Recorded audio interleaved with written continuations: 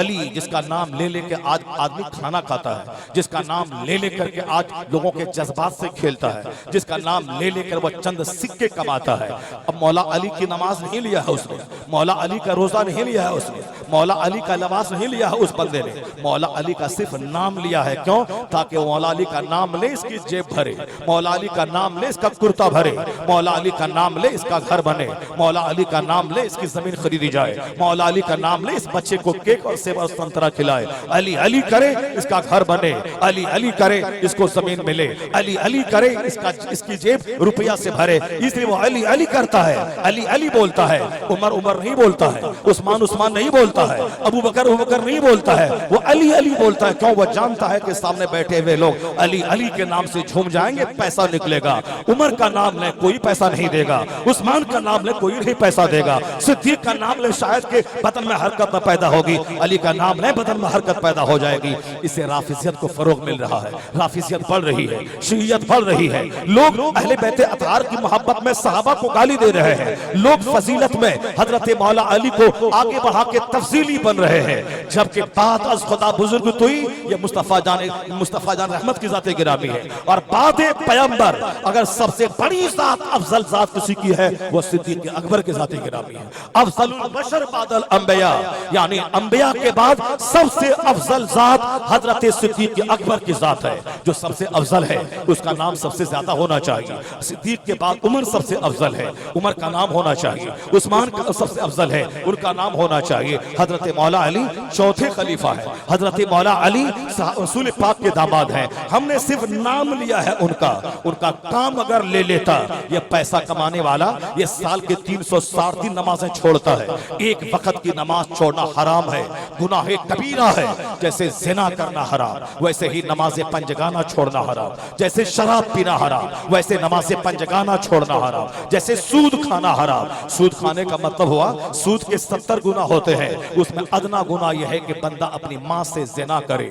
अय्यन कहा रजुल उम्मा, यानी एक आदमी अपनी माँ से निकाह करे। यह सूद खाने के जो 70 गुना होते हैं उसमें अदना गुना यह है अपनी माँ से जिना करना। अब धड़ल्ले से सूद खा रहा है और सूद को सिर्फ दौलत बनने का नशा, मालदार बनने का नशा, समाज में सबसे अच्छा घर, सबसे अच्छी गाड़ी, सबसे अच्छा बैलेंस जमा करने का नशा, ताकि बेटी की शादी में लूट के झूठ बोलकर पैसा कमाए और पानी की तरफ पैसा बहा दे और सारा गांव वाला बोले कि इससे अच्छा खाना कोई नहीं खिलाया, इससे अच्छा गोश्त कोई नहीं खिलाया। इतना ही सुनने के लिए ये करोड़ों साल का जहन्नम खरीदा है, ये जहन्नम की आग खरीदा है, ये हजारों नमाजें छोड़ा है। जलसे में आना नफल है, अल्लाह रसूल का जिक्र करना बैठ में तन्हाई में कुरान पढ़ना नफल है, इफ्तार करवाना नफल है, मस्जिद में 50 करोड़ लगा देना नफल है, और 1 रुपया जो ज़कात का है वो फर्ज है। जब तक कोई फर्ज नहीं अदा करेगा 50 करोड़ की मस्जिद तामीर कर दे वो नफल नेकी लटकी हुई रहेगी। 1 लाख आदमी को कोई हर साल हज करवा दे वो नफल नेकी है। अपना फर्ज अदा करना फर्ज है, और जब तक अपना फर्ज न अदा करे नफल कबूल नहीं होगा। 1 लाख आदमी को रोजाना दिन में इफ्तार करवाए ये नफल है। अपना रोजा रखना फर्ज है, जब तक अपना रोजा नहीं रखेगा उस वक्त तक 1 लाख आदमी को इफ्तार कराने का सवाब वो लटका हुआ रहेगा, जब तक कि वो फर्ज से सुबकदोश न हो जाए। नमाजें छोड़ी थी ताकि पैसा कमा ले, रोजा छोड़ा था ताकि पैसा कमा ले। अगर वो अली अली करके पैसा कमाना चाहता है, जिस दिन मौला अली का कैरेक्टर वो देख ले उस दिन उसे दुनिया से नफरत हो जाएगी। उस दिन उसको अली अली का नाम कम लेगा, अली का काम ज्यादा करने लगेगा, मौला अली का कैरेक्टर का फॉलो करेगा।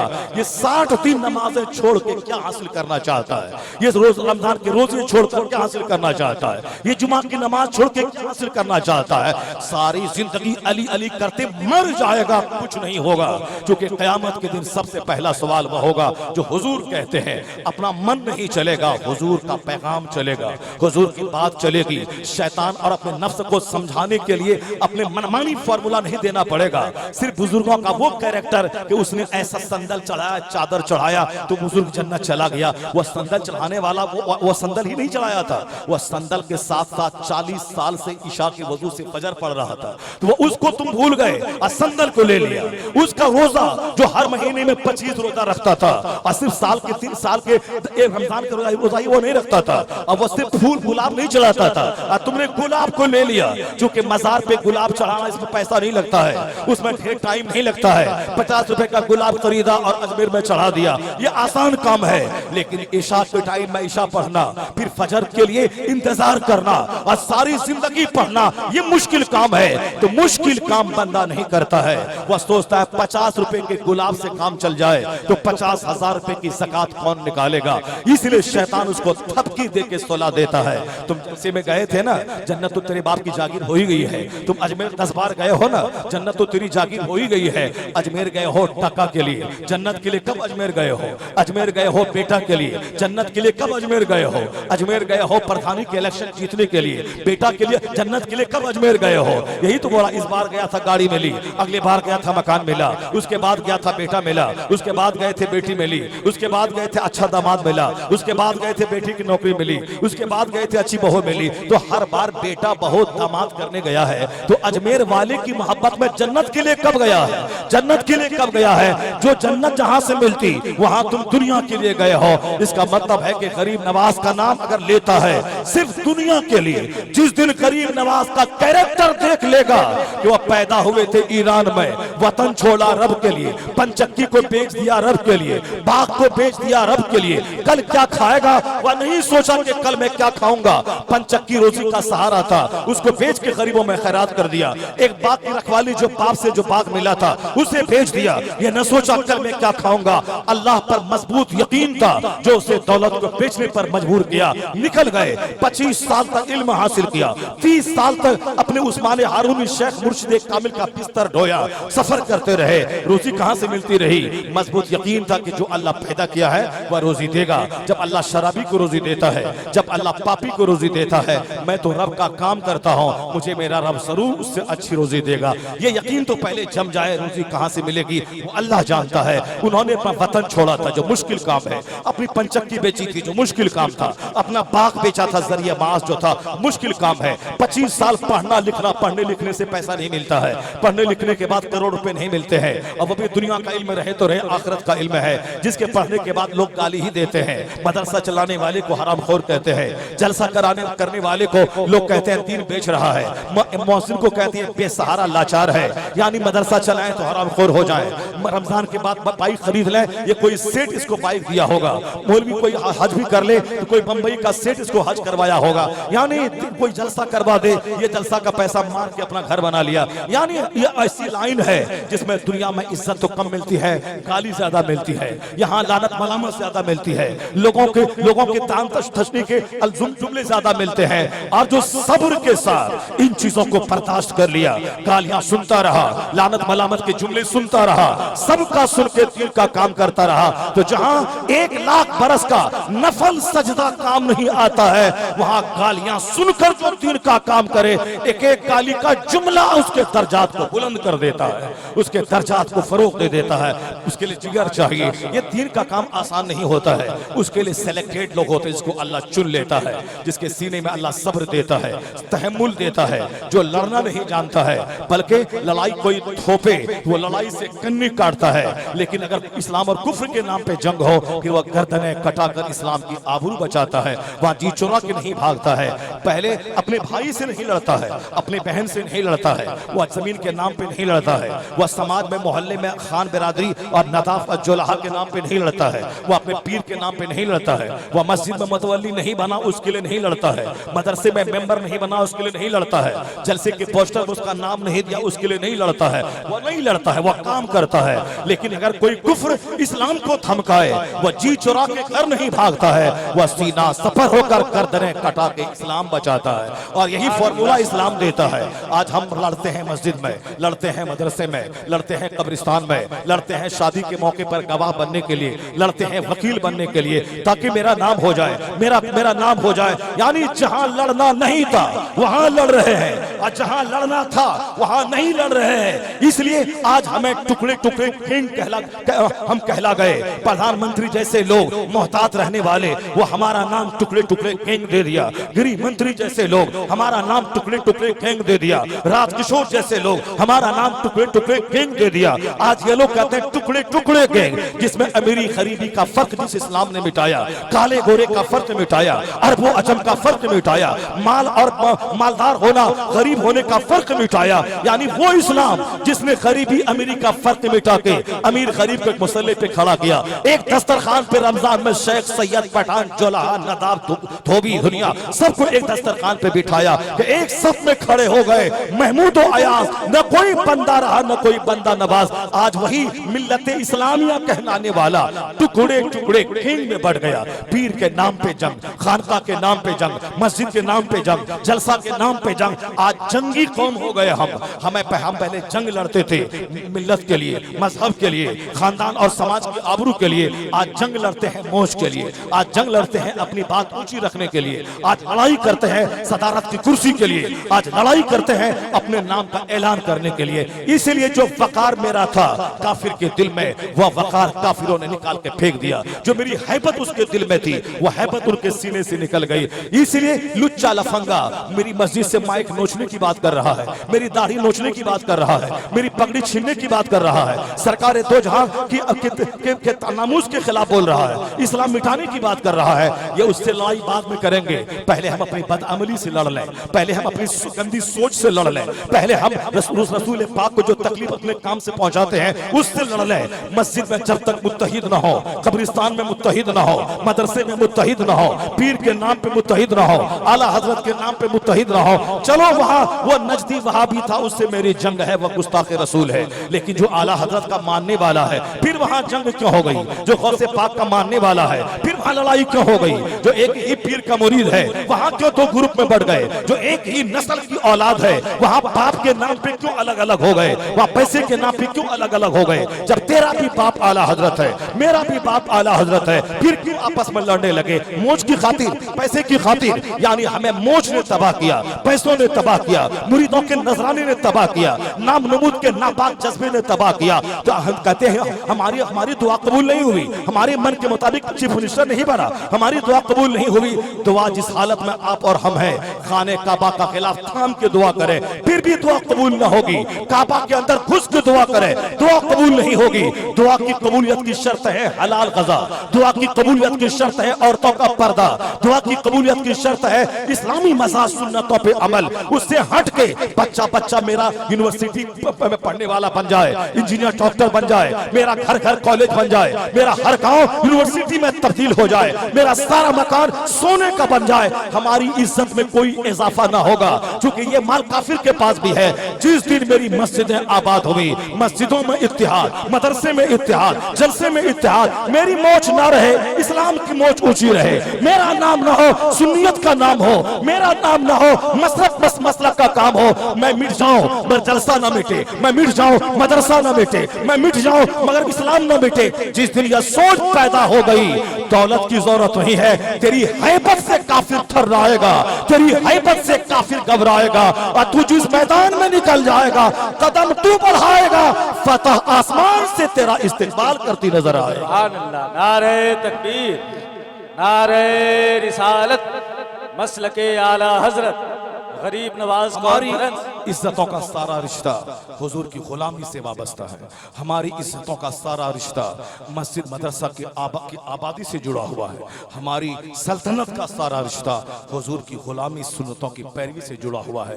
सोच इस्लामी रखनी पड़ेगी, अपने बाल बच्चों की तरबियत इस्लामी करनी पड़ेगी, अपने घर की बीवियों और बेटियों पर कड़ी नजर रखकर उसको बेपर्दगी से बचाना होगा। उसको इस्लाम सिखाने के लिए उनके हाथ में अखबार और मल्टीमीडिया मोबाइल नहीं, उनके हाथ में कुरान देना होगा, ताकि वह ज्यादा सोच उसकी दीनियात की तरफ माइल हो जाए। वरना दीन अगर नहीं हुआ तो आदमी सीधा नहीं होगा। फिर क्या होगा? वहां नफ्स मोटा होगा, हाथ में मोबाइल, वहां भी जिना की बातें हैं, टेलीविजन की स्क्रीन पर वहां भी अधनंगी तस्वीरें हैं। ये गरम गजा खाना वो भी अंदर में वसवसा डालता है। ये बरहना माहौल, यानी चचेरे भाई का आना जाना, देवर का आना जाना, यानी हॉट तस्वीरें, हॉट गजा, हॉट मोबाइल, हॉट फिल्में, ये अब वहां अगर इज्जत आबरू जलकर राख हो जाए तो हमारा ही कसूर है कि हमने उसको तबाही का दरवाजा खोल दिया है। यहाँ उनको सीधा रखने के लिए एक दिन नहीं बल्कि सारी जिंदगी उस पर कंट्रोल करना पड़ेगा और उसको सीधा रखने के लिए अपने आप को सीधा रखना पड़ेगा।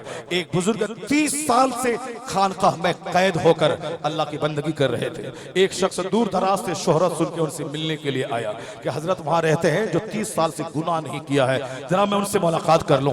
वो आए, कहा हुजूर मैं आपकी शोहरत सुन के मिलने आया हूं, बस एक झलक आप दिखला जाएं, दरीचा खोल दें ताकि मैं आपका चेहरा देख लूं, वो चेहरा जो 30 साल से कोई गुनाह नहीं किया है। उन्होंने कहा कि तुमने गलत सुन लिया है, मैं कोई बहुत बड़ा परहेजगार नेक नहीं हो, मेरे पास एक कुत्ता है जो कुत्ता दूसरों को काटता है, तकलीफ पहुंचाता है, मैं 30 साल से उसी कुत्ते की रखवाली कर रहा हूं, मैं कोई बड़ा नेक नहीं हो। वह कुत्ता है मेरा नफ्स, यानी नफ्स मुझको तकलीफ देना चाहता है, मेरी आंख को आवारा बनाता है, मेरी शर्मगाह को आवारा बनाना चाहता है, मेरे घर को नंगा करना चाहता है। मैं उसी नफ्स को कंट्रोल में करने के लिए मैं 30 साल से इस खानकाह में कैद हो गया हूं। मैं कोई बहुत बड़ा वली नहीं हो। वली कौन होता है? जो अपने नफ्स को पामाल कर दे, जो नफ्स को कुचल दे, ख्वाहिशात को पांव के नीचे रौंद दे। फिर क्या होता है? यहाँ ख्वाहिश कुचली गई, यहाँ चेहरा गुलाब की तरह खिलने लगता है, उनका दिल भी उजला होता है, उनकी सोच भी उजली होती है। तो एक दिन के पानी से दरख्त में फल नहीं आता, उसकी सिंचाई उस वक्त तक करनी होती है जब तक वो दरख्त रहता है, जब तक आदमी मर नहीं जाए। उस वक्त तक अपने आप को कंट्रोल रखने के लिए दीनियात जरूरी है, दीनी महफिलों की सोहबत जरूरी है, दीनी उलमा की सोहबत जरूरी है, अपने बाल बच्चों की निगरानी जरूरी है। ऐसा नहीं बहुत समझाया अब हो नहीं रहा है छोड़ दिया मैंने, नहीं, मरते दम तक इसे जिंदा रहने के लिए खाना जरूरी है। उसी तरह मुसलमान बने रहने के लिए रोजाना नमाज पढ़ना जरूरी है। उसी तरह अपने बाल बच्चों को कंट्रोल में रखने के लिए डेली दीन की बात करना जरूरी है, वरना यहाँ तो दीन की बात साल में भी कभी नहीं होती। उसके बाद शिकायत है कि बेटियां मेरे हाथ से निकल गई, मेरी बीवी निकल गई। अभी एक बहुत बड़ा शख्स है बेंगलोर में, वह बाहर खूब घूमता था, उनकी बेटी दूसरों से फंस गई, उनकी बीवी उनके घर में रहने वाली एक टेलर मास्टर से फंस के 4 बच्चे की मां भाग गई। ये जाहिर सी बात है, अपने घर में तुम दीन नहीं सिखाएगा और दूसरों के हाथ पकड़ के बोलेगा तेरा मुस्तकबिल यह है और तुमको 4 बच्चा होने वाला है और तुमको 5 बच्चा होने वाला है, तेरा बच्चा डॉक्टर बनने वाला है। ए नजूमी, तू क्या जाने कि किसकी तकदीर में क्या लिखा है, जबकि तुझे खबर नहीं कि तेरे घर के बिस्तर पे क्या हो रहा है। जो अपने घर के बिस्तर से बेखबर हो वह दूसरों की तकदीर का हाल क्या बता पाएगा। इसलिए खूब पैसा कमाया, मकान बनाया और घर में बच्चे बिगड़ गए, बेटियां बिगड़ गईं, बीवी बिगड़ गई, वो पैसा कमा के क्या करेगा। इसलिए कम कमाओ और अपने बाल बच्चों को दीनदार बना के रखो। अगर तेरी बीवी अनटच्ड रहेगी तो उसको देखने के बाद कलेजा ठंडा होगा। अल्लाह ने वो बीवी दी है जिस बीवी का चेहरा मेरी अमानत है। लेकिन जिस दिन दिमाग में एक बात घर कर गई, ये शादी से पहले 5 छोकरे के साथ घूमी है, ये शादी से पहले 5 लड़के का हाथ पकड़ी है, चाहे वह 10 बच्चे की माँ क्यों न बन जाए, इस दिल के अंदर वह कभी घुस नहीं पाएगी। जब भी उनका बैकग्राउंड याद आएगा नफरत होने लगेगी, मजबूरी होगी बाल बच्चों की उनके पास जाएगा। लेकिन दिल में जगह पाने के लिए इफ्फत जरूरी है, दिल में जगह पाने के लिए अछूत होना जरूरी है, दिल में जगह पाने के लिए अनटच्ड होना जरूरी है, दिल में जगह पाने के लिए फातिमा ज़हरा की कनीज बनना जरूरी है। अगर तू कनीज बन गई, ये चेहरा शौहर की अमानत, ये हाथ शौहर की अमानत, ये जिस्म शौहर की अमानत, अगर अमानत बन के तू गई, तेरा बाप एक चप्पल तक नहीं देगा, एक गिलास तक नहीं देगा, एक कटोरा तक नहीं देगा। लेकिन जिस दिन शौहर के दिमाग में हिट कर गया कि अनटच्ड बीवी मुझको मिली है, सर से लेके पांव तक ये अमानत है, मेरे अलावा गैर ने इसको टच नहीं किया है, न इसकी नजर बहकी है, न इसका हाथ बहका है, न जिस्म बहका है, कुछ नहीं तू लेके जाएगी। शौहर के दिल में तू राज करेगी, शौहर तेरे पांव के नीचे दिल बिछा देगा। शौहर जिस दिन गैरतमंद रहेगा, हाँ जिस दिन ये शौहर भी 5 छोकरी के पास घूमा है, ये 5 तवाइफों के पास घूमा है, और फिर उस वक्त मैं कुछ नहीं, जो तुम जो करता है करती रहो और जो मैं करता हूं करता रहूंगा। ये भी गंदा, वो भी गंदी, ये भी नंगा, वो भी नंगी। एक और थी ना वो तवाइफ जो 5 मर्दों से ताल्लुकात बनाए रखती थी। शौहर उसका बोलता था ये काम छोड़ दो वरना हमसे बुरा कोई ना होगा। कहा ठीक है मैं छोड़ दूंगी, एक काम सिर्फ ये करो कि 1 हफ्ता तक 7 आदमी के पास जाके मांग के तुम खाओ, हमको बता दो, मैं काम छोड़ दूंगी। बोला ठीक है, तुमको राह रास्त पे लाने के लिए मैं ये काम करता हूँ, अगरचे दिल गवारा नहीं करता है। हाथ में कटोरा लिया, 10 आदमी क्या जाके मांग के खाया।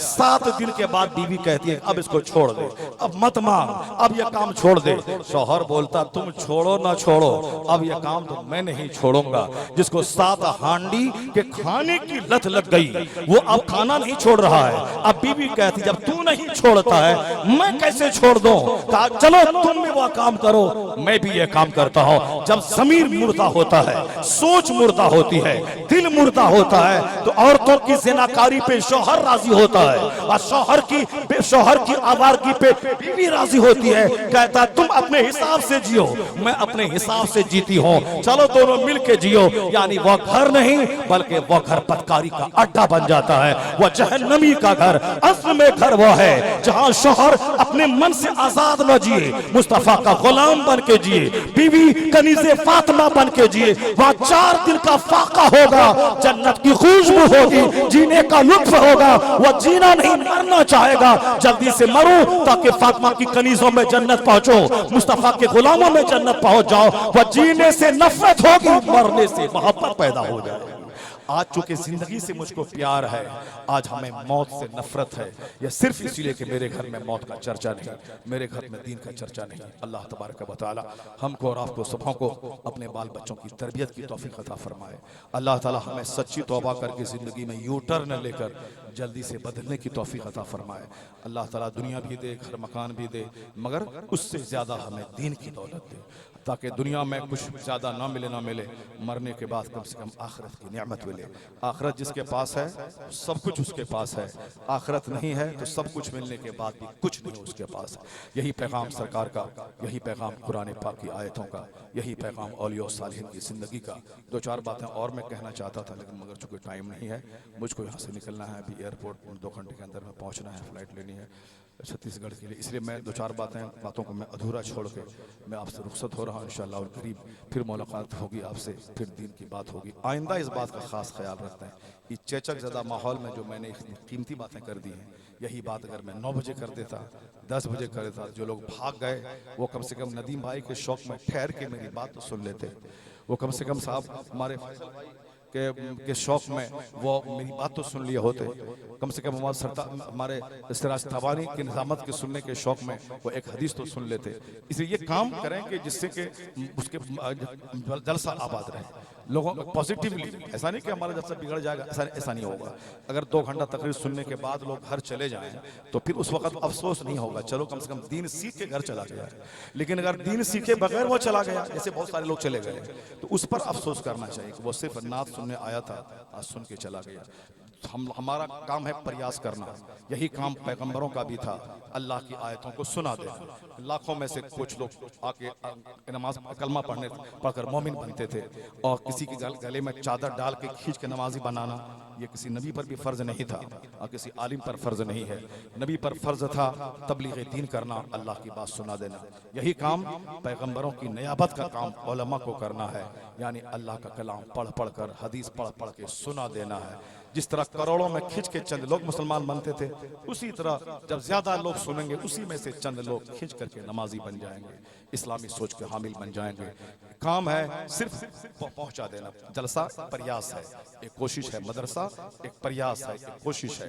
पीरी मुरीदी एक प्रयास है, कोशिश है।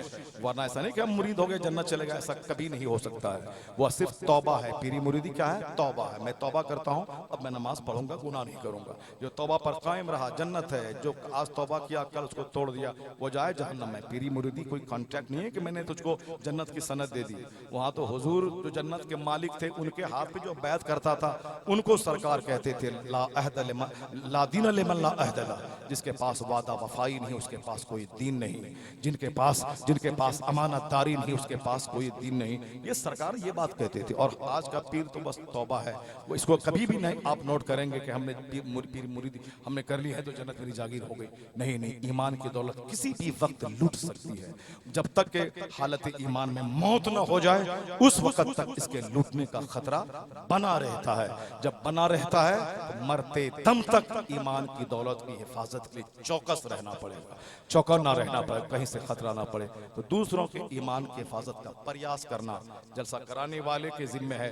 वो महफिल सजाए, चंदा करे, जलसा से मौलाना से राब्ता करे, पिंडाल सजाए, लोगों को बुलाए, और मौलाना का काम है दीन सुनाए, उनका काम है माध्यम बन के आपको और हमको दोनों को सामने जोड़ दे। तो जिसने आपको बुलाया, मुझको बुलाया, ये जन्नती महफिल सजाया, उनका रोल है आपको मुझको बुलाने में, माध्यम बना है इस जन्नती महफिल का। तो अल्लाह तबारक व तआला उनको भी उनकी नीयतों के हिसाब से अजर अजीम अता फरमाएगा। जिसने ये जन्नती महफिल के सजाने का काम किया है, अल्लाह ताला हम सबों को ईमान की सलामती की दौलत अता फरमाए, मरते वक्त ज़बान पे अल्लाह कलमा नसीब फरमाए।